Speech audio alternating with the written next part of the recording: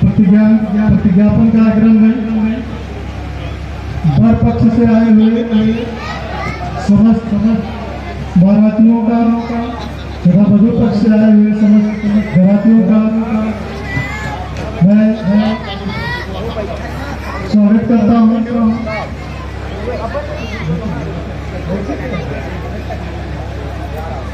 साथियों, ज्ञापन का कार्यपूर्ण होने हमारे पास 2 मिनट का समय है।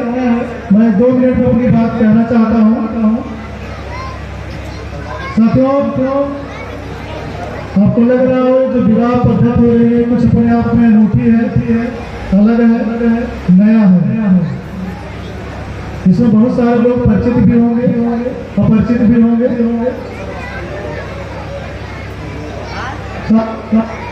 यूरोप में जब हमारे पूरे संसार में, पूरी दुनिया में किसी भी धर्म का उद्भव नहीं हुआ था तो विवाह जैसी किसी प्रकार की संस्था का कोई नामो निशान नहीं था। लेकिन जैसे जैसे समाज कथित रूप से सभ्य होता गया, धर्मों का उदय हुआ, वैसे वैसे समाज पे एक प्रकार से शिकंजा कसता गया और सामाजिकता के नाम पर दुनिया के सभी देशों में भिन्न भिन्न प्रकार के धर्मों का उदय हुआ और इसी तरह से विवाह जैसी संस्था का जन्म।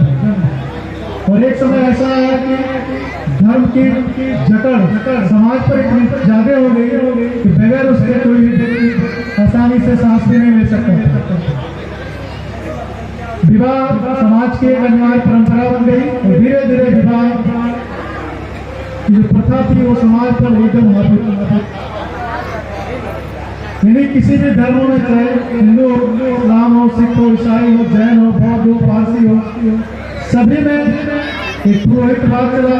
बिना पुरोहित के किसी भी प्रकार की शादी नहीं हो सकती थी। और भारत में भी ये कालांतर व्यवस्था लगभग 1873 से चलती है।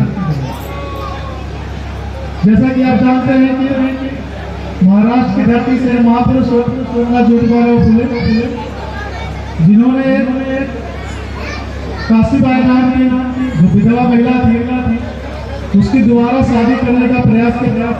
विधवा पुनर्विवाह के व्यवस्था में था, लेकिन उस समय किसी भी पुरोहित ने उस विवाह को कराने से मना कर दिया और उन्होंने कहा इससे हमारा धर्म भ्रष्ट हो जाएगा, मैं किसी भी तरह से किसी विधवा की शादी नहीं कर सकता। तब ज्योतिबा फुले ने सत्य शोधक समाज नाम की संस्था बनाई और उसी संस्था के माध्यम से उन्होंने 1873 में सबसे पहला विवाह बिना पुरोहित के संपन्न कराया। उसके विरोध में तत्कालीन जो पुरोहितवाद थे वो सब तत्कालीन बॉम्बे हाई कोर्ट में गए। उसी समय बॉम्बे हाई कोर्ट ने कहा कि विवाह के लिए किसी प्रकार की पुरोहित की आवश्यकता नहीं है, क्योंकि ये 2 लोगों के आपसी समझौते का मामला है।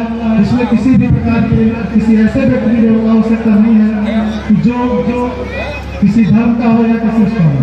तो सबसे पहले 1873 में ज्योतिबा फुले ने बिना पुरोहित के शादी की।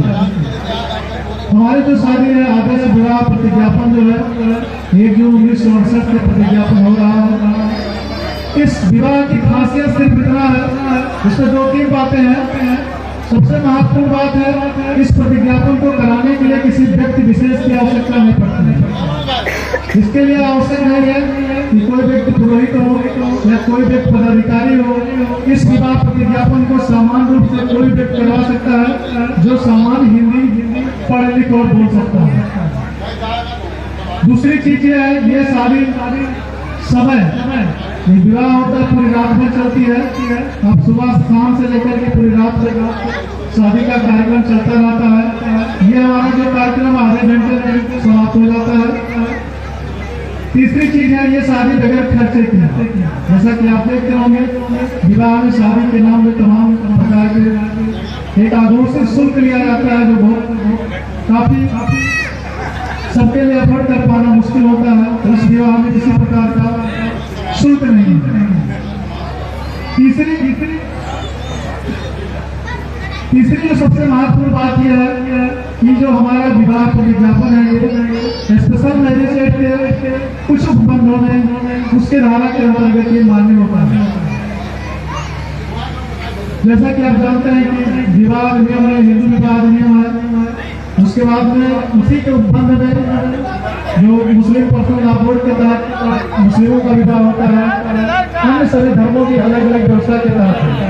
लेकिन संविधान में एक व्यवस्था है जो स्पेशल मैरिज एक्ट, विशेष विवाह अधिनियम के तहत हमारा विवाह पूरी तरीके से मान्य है, जिसमें वर और वधू दोनों एक दूसरे के लिए प्रतिज्ञापन करते हैं, एक दूसरे को पति और पत्नी मानते हैं तथा संकर से व्यवहार करने की बात करते हैं, और इस तरह से विवाह हमारा कम समय में कम खर्चे में आसानी से संपन्न हो जाता है।